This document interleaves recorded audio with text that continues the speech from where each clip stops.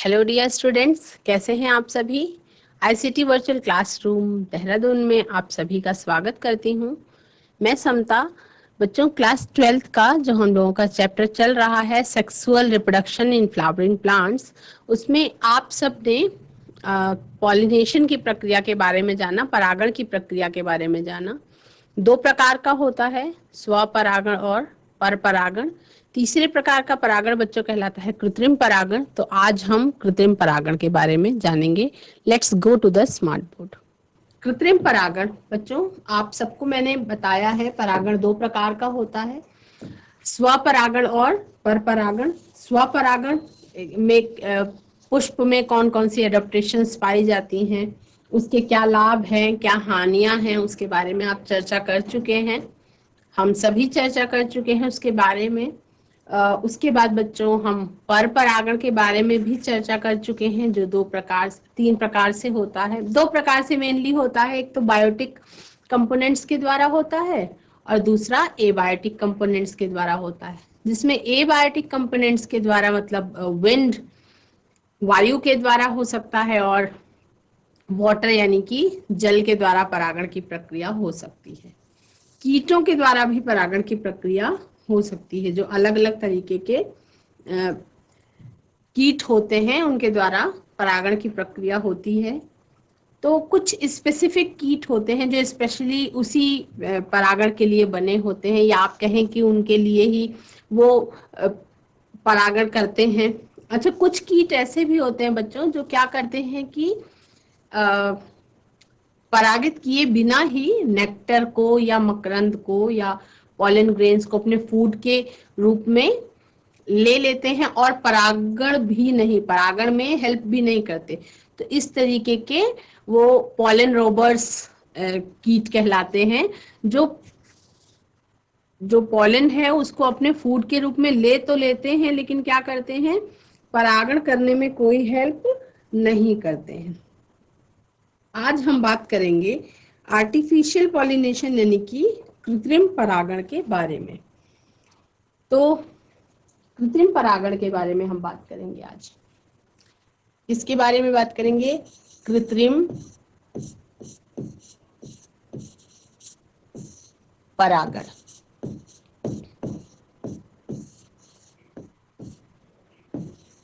कृत्रिम परागण का मतलब इस प्रकार के पॉलिनेशन से है बच्चों कि जो मनुष्यों के द्वारा पौधे की नस्ल को अच्छा बनाने के लिए, उसकी क्वालिटी को बेहतर बनाने के लिए मनुष्यों के द्वारा स्वयं से कुछ ऐसा टेक्निक, कोई मैकेनिज्म यूज किया जाए जिससे अपनी स्वेच्छानुसार वो पॉलिनेशन कराया जा सके। इस प्रकार का परागण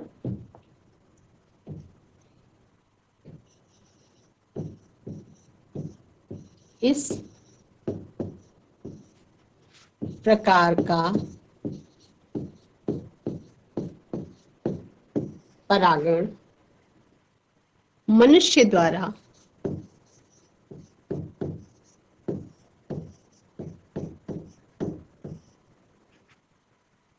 अपने लाभ के लिए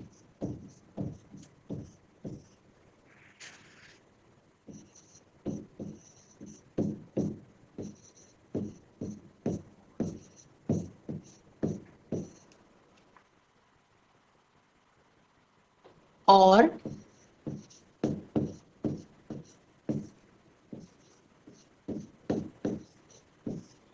उत्तम नस्लों या उत्तम वैरायटी के उत्पादन के लिए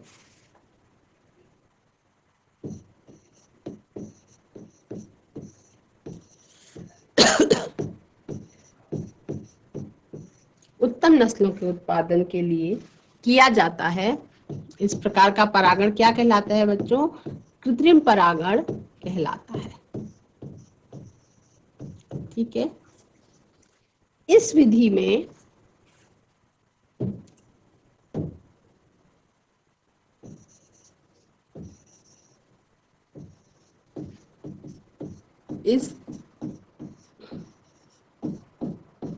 इस विधि में मनुष्य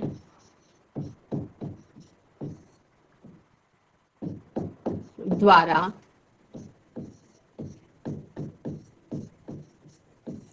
कृत्रिम ढंग से किसी पुष्प के पराग कणों को किसी पुष्प के पराग कणों को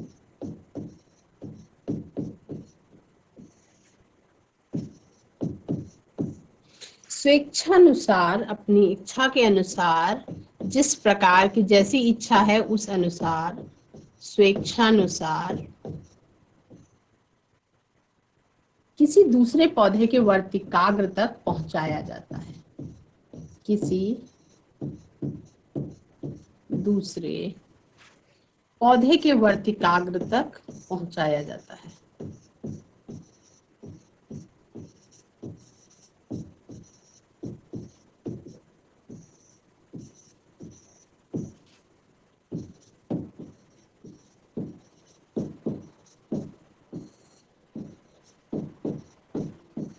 पहुंचाया जाता है। ठीक है।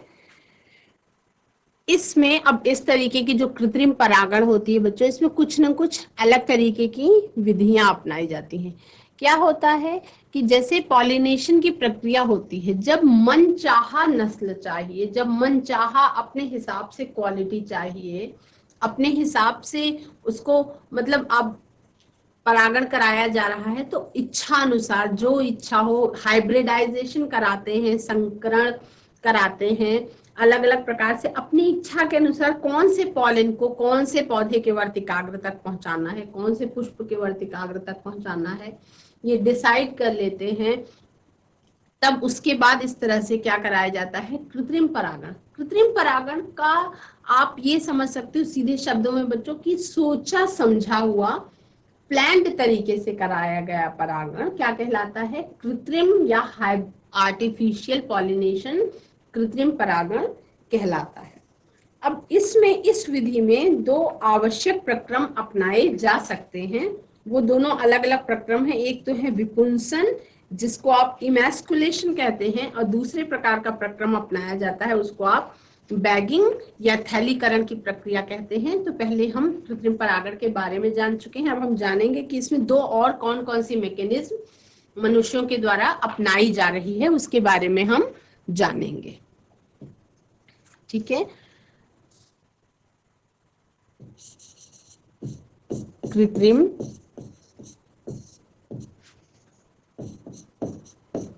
परागण, इसमें दो तरीके की टेक्निक अपनाई जा रही है।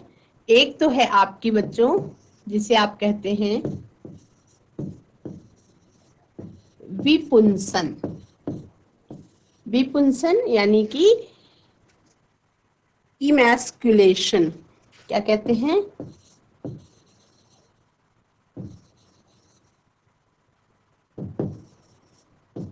इमैस्कुलेशन। विपुंसन से आपका क्या मतलब है, विपुंसन से मतलब ये है कि जैसे बच्चों बिल्कुल मनुष्यों में जैसे नसबंदी होती है, कुछ उस तरीके की प्रक्रिया, जिससे क्या होगा कि पौधे को वो पॉलिनेशन करने के मतलब वो सेल्फ पॉलिनेशन से रोकने के लिए विपुंसन कर दिया जाता है, इमैस्कुलेशन कर दिया जाता है। तो उसके बारे में मैं आपको बताती हूँ कि इस प्रक्रिया में पौधे पर लगे रहते हुए ही, इस प्रक्रिया में क्या होता है, इस प्रक्रिया में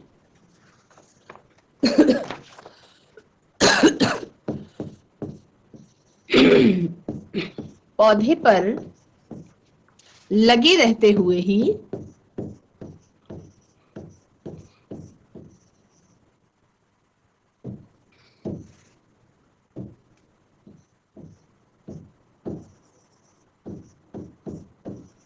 मतलब दोनों रिप्रोडक्टिव ऑर्गन्स पुंकेसर और स्त्रीकेसर दोनों लगे हुए होंगे, लगे रहते हुए ही द्विलिंगी पुष्प को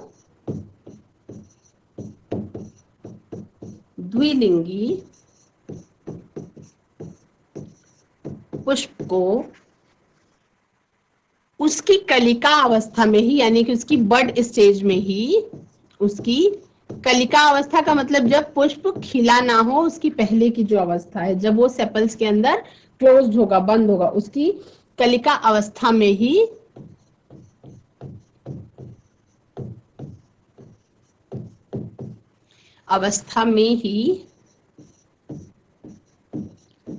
समस्त पुंकेसरों को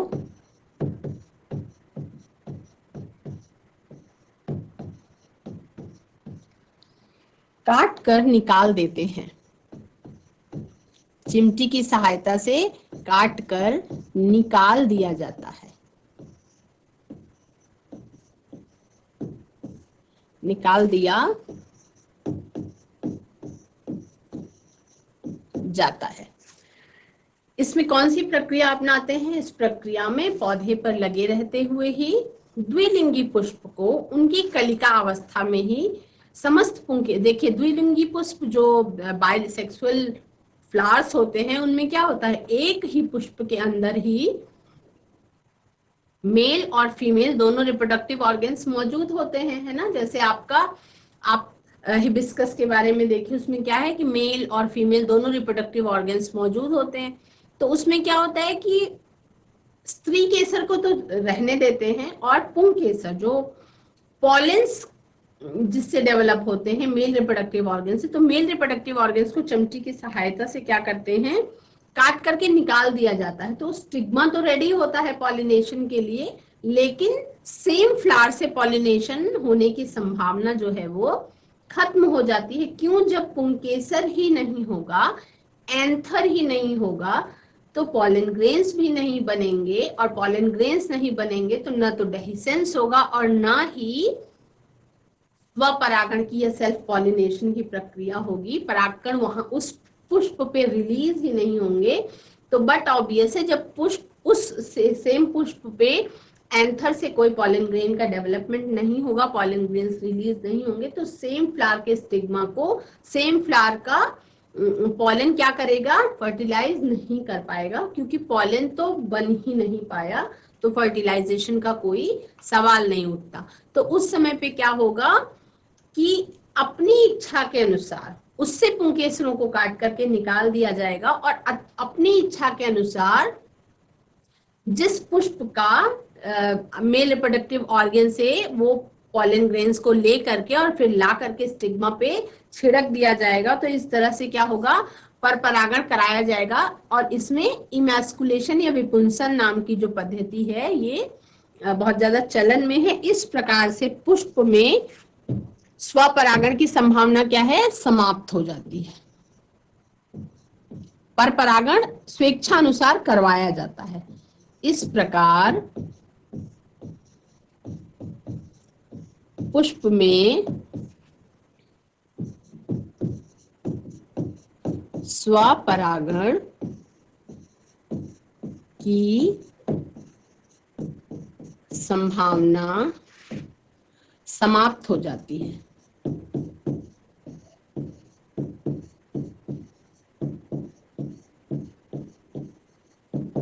ठीक है, तो विपुंसन में क्या होता है बच्चों, मेल रिप्रोडक्टिव ऑर्गन्स को या पुंकेसर को निकाल करके क्या कर दिया जाता है, हटा दिया जाता है, जिससे इसमें पुष्प में स्वपरागण की संभावना जो है वो समाप्त हो जाती है। ठीक है, बिल्कुल क्लियर है, ये इमैस्कुलेशन वाली पद्धति क्लियर है। इसके बाद दूसरा तरीका जो अपनाया जाता है बच्चों, उसको आप थैलीकरण की प्रक्रिया कहते हैं। उसको क्या कहते हैं, थैलीकरण की प्रक्रिया।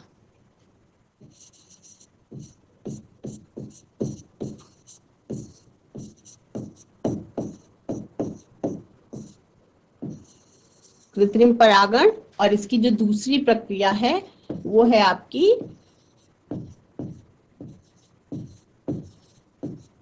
थैलीकरण की प्रक्रिया, जिसे आप बैगिंग भी कहते हैं।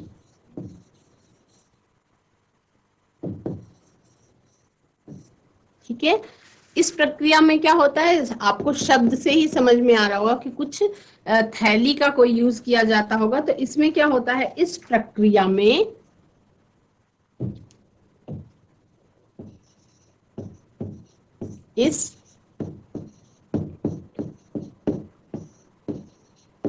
में इमैस्कुलेटेड या बंध्याकृत या क्या कह सकते हैं, जो इमैस्कुलेटेड फ्लावर होता है उसे क्या कहते हैं, बंध्याकृत। उसमें क्या कर दिया जाएगा, मतलब उसको बाध्य कर दिया गया है ना, उसके अंदर पुंकेसर हटा करके उसको बंध्याकृत कर दिया गया, इमैस्कुलेटेड कर दिया गया। बंध्याकृत पुष्प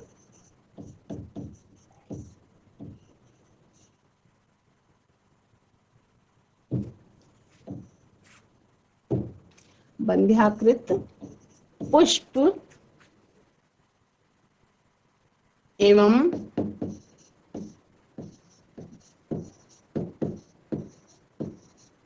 अबंध्याकृत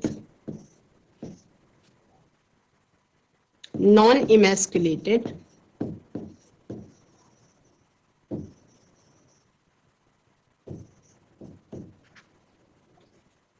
पुष्प को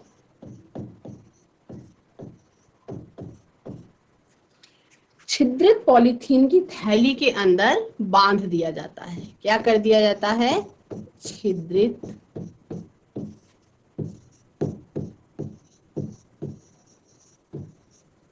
पॉलीथीन की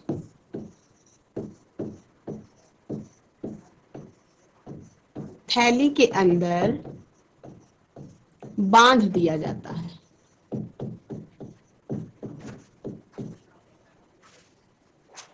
बांध दिया जाता है। तो मतलब कुछ मैं आपको वही शुरुआत में बता रही थी कि थैलीकरण से कुछ ऐसा अंदाजा लगा सकते हैं कि जैसे कुछ किसी बैग का या थैली का यूज किया जाता होगा। तो इस प्रक्रिया में इमैस्कुलेटेड यानी बंध्याकृत पुष्प को, इमैस्कुलेटेड पुष्प कौन सा पुष्प हो गया, जिसमें से पुंकेसरों को चिमटी की सहायता से आसानी से निकाल दिया गया है और उसमें स्त्री केसर मौजूद है। स्त्री केसर को बिना कोई नुकसान पहुंचाए, बिना टच किए हुए धीरे धीरे से फिलामेंट के सहारे पुंकेसरों को क्या कर दिया जाता है, निकाल दिया जाता है। तो जब मेल रिप्रोडक्टिव ऑर्गन खत्म हो गया तो आप ये कह सकते हैं कि नेचुरल बाइसेक्सुअल फ्लावर को कृत्रिम रूप से यूनिसेक्सुअल फ्लावर में कन्वर्ट कर दिया गया। क्या किया गया, बाइसेक्सुअल फ्लावर को कृत्रिम रूप से यूनिसेक्सुअल फ्लावर में कन्वर्ट किया गया, उसको केवल फेमिनिन फ्लावर में कन्वर्ट किया गया। उसमें केवल किसकी कौन सा रिप्रोडक्टिव ऑर्गन बचा, फीमेल रिप्रोडक्टिव ऑर्गन आपका बचा, और मेल रिप्रोडक्टिव ऑर्गन उसको क्या कर दिया गया, हटा दिया गया। तो और इस वाली प्रक्रिया में क्या है, थैलीकरण की प्रक्रिया में इमैस्कुलेटेड या बंध्याकृत पुष्प को, जो नॉन इमैस्कुलेटेड पुष्प को, बंध्याकृत को, इमैस्कुलेटेड को और नॉन इमैस्कुलेटेड को छिद्रित पॉलीथीन की सहायता से उसके अंदर बांध दिया जाता है। तो अंदर बांधने का क्या रीजन है, अंदर बांधने का रीजन ये है कि जो अब बांध दिया गया तो क्या हुआ कि जो जायांग है, जो आपका स्त्री केसर है, उसकी परिपक्व होने पर जैसे वेट किया गया, वेट करते हैं कि जब उसका फीमेल रिप्रोडक्टिव ऑर्गन मैच्योर हो जाता है, उसके मैच्योरिटी पे, परिपक्व होने पर थैली को खोल करके, थैली इसलिए बांध दी गई कि किसी अन्य पुष्प का कोई भी पराग कण आकर के स्टिग्मा पे लैंड ना कर सके, या स्टिग्मा पे आकर के फिर फर्टिलाइजेशन की प्रक्रिया अपने आप से ना हो सके। तो इच्छा के अनुसार वो जिस पराग कण को चाहे उस पराग कण स्टिग्मा पे लैंड करवाएं। तो उसके लिए क्या करते हैं, छिद्रित पॉलीथीन की सहायता से उसको बांध दिया जाता है। छिद्रित इसलिए बच्चों, ताकि उस पे वायु अच्छी तरह से जाती रहे और वो मतलब उसको कोई नुकसान ना पहुंचाते हुए उसको केवल कवर कर दिया जाता है अच्छी तरह से। और इसके बाद फिर जायांग के परिपक्व होने पर क्या करते हैं, थैली को खोलकर जायांग के परिपक्व होने पर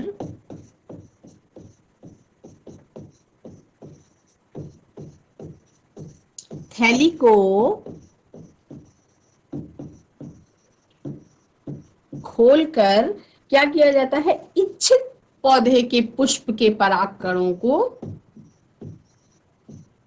इच्छित पौधे के पुष्प के परागकणों को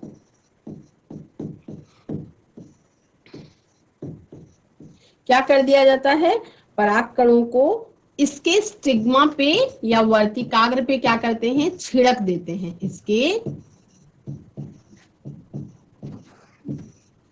वर्तिकाग्र पर छिड़का जाता है, यानी कि मेल रिप्रोडक्टिव ऑर्गन्स को निकाल दिया गया था, तो फीमेल रिप्रोडक्टिव ऑर्गन्स पे अपनी इच्छा के अनुसार जिस पुष्प के पॉलन को उन्होंने चाहा उस पुष्प के पॉलन को लेकर के और फिर स्टिग्मा पे जाकर के मैनुअली लैंड करा दिया गया, छिड़का जाता है, मैनुअली लैंड कराया गया, यानी कि डिसाइड किया गया कि कौन से पुष्प का उसका कौन से पुष्प के पॉलन का फर्टिलाइजेशन कौन से पुष्प के स्टिग्मा पे लैंड कराना है, मैनुअली डिसाइड हुआ। और उसके इसीलिए कह रही हूँ कि ये इस तरीके का जो परागण है ये प्री प्लान्ड या आप कह सकते हैं कि सोचा समझा हुआ प्लान्ड तरीके से कराया जाने वाला परागण है। और इसमें जब प्लान्ड तरीके से कराया जाता है तो उनको पता होता है कि किस तरीके का, कितनी अच्छी नस्ल का फिर दूसरा फल या पौधा निकलेगा। और इसके बाद छिड़कने के बाद फिर क्या करते हैं, इसके पश्चात पुनः पुष्प को फिर से उसी थैली के द्वारा पहले की तरह ही अच्छी तरह से ढक दिया जाता है। और वो तब तक ढका हुआ रहता है जब तक कि कुछ दिनों के बाद क्या होता है, जब वर्तिकाग्र पे पॉलन को छिड़क दिया जाता है उसके बाद पॉलन ट्यूब डेवलप होती है, वो जाके फर्टिलाइज करती है। फर्टिलाइजेशन के बाद फिर जायांग से फल बन करके तैयार हो जाता है। फिर फल से बीज एकत्रित किए जाते हैं और बीजों को अनुकूल मौसम में उगा करके इनके गुणों का फिर अध्ययन किया जाता है। तो एक लिंगी पुष्पों में देखो बच्चों, अब जो बंध्याकरण के बारे में मैंने आपको बताया था, इमैस्कुलेशन के बारे में, विपुंसन के बारे में, जब विपुंसन में क्या है, द्विलिंगी बाइसेक्सुअल फ्लावर है, उसमें से पुंकेसर को यानी मेल रिप्रोडक्टिव ऑर्गन को हटा दिया गया है। तो क्या यूनिसेक्सुअल फ्लावर में इमैस्कुलेशन की कोई जरूरत है? तो आंसर है कि जो यूनिसेक्सुअल फ्लावर है वो तो यूनिसेक्सुअल ही है, तो उसमें इमैस्कुलेशन की कोई जरूरत नहीं है, क्योंकि उसमें सेल्फ पॉलिनेशन के चांसेस पहले से ही बिल्कुल नहीं होते हैं। बच्चों, आज की क्लास में आप सभी ने कृत्रिम परागण के बारे में जाना। मैंने आपको बताया कि इमैस्कुलेशन और आपका बैगिंग, ये दो टेक्निक्स हैं जो मनुष्यों के द्वारा अपनाई जा रही हैं कृत्रिम परागण में। इसमें मैंने आपको बताया कि यूनिसेक्सुअल फ्लावर्स में इमैस्कुलेशन की या विपुंसन की कोई आवश्यकता ही नहीं होती है, क्योंकि जो रिप्रोडक्टिव ऑर्गन्स होते हैं बच्चों वो सिंगल ही होते हैं। तो यूनिसेक्सुअल फ्लावर में एक ही रिप्रोडक्टिव ऑर्गन है तो उसमें इमैस्कुलेशन की कोई जरूरत नहीं होती है, वो प्राकृतिक रूप से एक लिंगी होते हैं। आगे की क्लास में हम लोग और बहुत कुछ जानेंगे, पॉलन पिस्टिल इंटरेक्शन के बारे में जानेंगे। आज की कक्षा से जुड़ने के लिए आप सभी का बहुत बहुत धन्यवाद। आप सभी मन लगा करके पढ़ते रहिए, स्वस्थ रहिए, खुश रहिए और एंजॉय करते रहिए अपनी स्टडीज को। और पढ़ाई में कोई भी टेंशन लेने की जरूरत नहीं है, आपकी पढ़ाई हमेशा जारी रहेगी। तो बिना टेंशन दिए हुए मन लगा के पढ़ते रहिए। आज आप सभी का दिन शुभ हो, आप सभी स्वस्थ रहें, खुश रहें।